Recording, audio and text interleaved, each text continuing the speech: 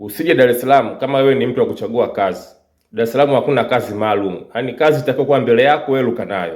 Usije Dar es Salaam kama hujajua hili au kama na matatizo haya. Namba moja, kama na tatizo la kuchagua kazi, basi Dar es Salaam usije, yani ishia huko. Yaani usije Dar es Salaam kwa kutegemea mimi nataka kazi ya duka.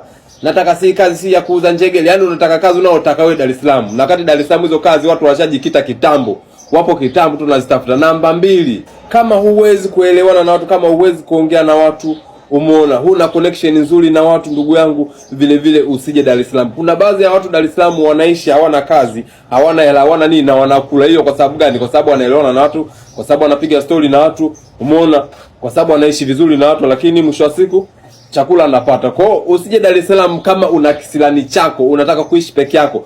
Kazi Dar es Salaam zinapatikana kwa, yani utamuomba Mungu, lakini kama uelewane na watu wakutafutie kazi, wewe ni kazi bure, hata Mungu mwenyewe utamlaumu.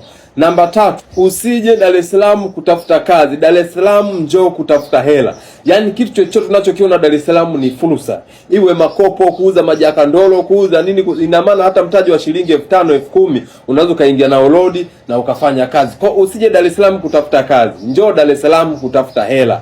Kazi zipo. Njoo na akili yako tu na miguu yako na mikono yako. Ina maana chochote ulichokuwa nacho unaweza kaanza nacho. Kwa hiyo kama unakuja kwa ajili ya kutafuta kazi, ndugu yangu, utachelewa sana.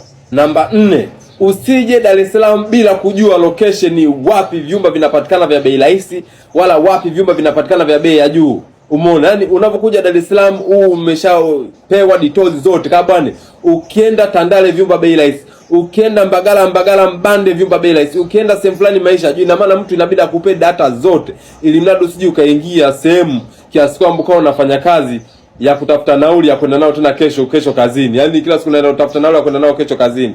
Kwa sababu au kodi bei juu, unakuta bei juu na kufanya kazi vile vile. Anza fikiria kwa labda umeenda kupanga labda Mabwe Pande huko. Unafika Bunju, unaingia kushoto, unaingia kwa Mabwe Pande au Kibwegero. Alafu kazi unafanyia Mbagala. Ndugu yangu, usije Dar es Salaam kwa akili hiyo. Umeona? Basi utadumaza ubongo wako. Namba 5 na mwisho, usije Dar es Salaam kufanya kazi alafu ukategemea kama hapa kazi hata wakinifukuza nitaenda kwa ndugu yangu. Ndugu yangu, kama una akilio kama bwana mimi ndugu Dar es Salaam na ndugu wengi nina, no. Yaani ukishafika Dar es Salaam pambana kivyako, maisha kikushinda ndugu yangu, rudi, acha kuwapigia watu lumba si nini na nini. Niko hapa Dar es Salaam nimefukuzwa kazi nina, no. Yaani ukija Dar es Salaam hakikisha kila kitu unapambana mwenyewe, kazi kikushinda rudi ulikotoka, ili mradi usiende kuwajazia watu nini mizigo. Dar es Salaam kila mtu ana majukumu yake, kila mtu ana familia, hata kama anaishi peke yake, lakini anakuwa huru na maisha yake. Umeona? Hivyo ndio vitu vya muhimu.